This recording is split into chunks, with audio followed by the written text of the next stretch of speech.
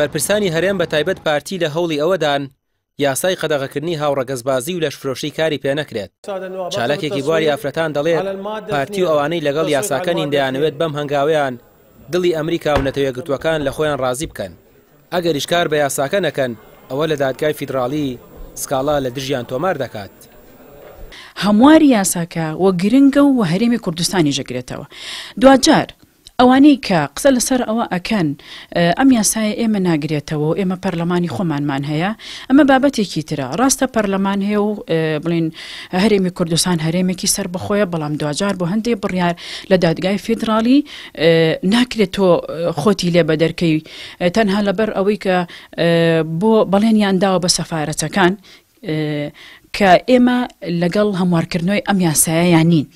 ئەگەر ئەمانە بەڕاستی خەمخۆرانی هەرێمی کوردستان ئەوانی کە لە بوارە جیانجیاکانە بەتایبەتی ئیش لەسەر بواری گەنج و ژنان و چوزانم کۆمەڵایەتی و کۆمەڵاسی ئەکەن بەڕاستی خەمخۆری ئەم وڵاتن ئەبێ بێنە سەر خەت، ئەبێ قسە لەسەر ئەم بابەت بکەن. ئەگەر ئەو یاسایە لە هەرێمی کوردستان ئیشی لەسەر نەکرێ، من وەکو چالاکوانێک لە بواری مافەکانی ژنان لە محکمەی ئیتیحادی شکایەت دەکەم.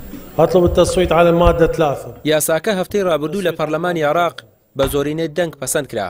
تەنها پەرلەمانتارانی نەوەی نوێ دەنگیان بە هەبوونی یاسایەکی لەم جۆرە نەدا. بانخوازێک دەڵێت ئەوانەی دژی کارکردن بە یاساکان دژی باوەڕی زۆرینەی خەڵکی کوردستان و ئەوەش جێگای قبول نییە.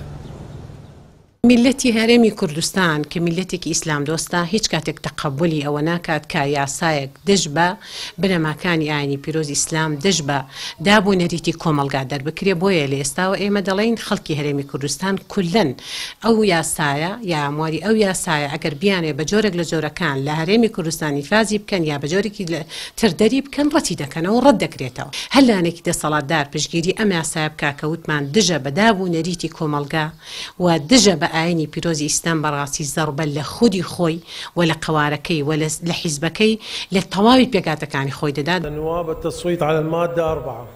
بڕیاردەری فراکسیۆنی پارتی لە بەغدا ڕایگەیاندووە لە کوردستان کار بە یاساکە ناکەن و پێویستە لە پەرلەمانی کوردستان پەسەند بکرێت. بەڵام لە بەرامبەردا دەوترێت بۆشایی یاسایی هەیە و پەرلەمان نییە، بۆیە هەرێم پێویستە پابەندی یاساکەی عێراق بێت. ڕامیار عوسمان، کەناڵی پێام، سلێمانی. المادة 5 يلغي نص المادة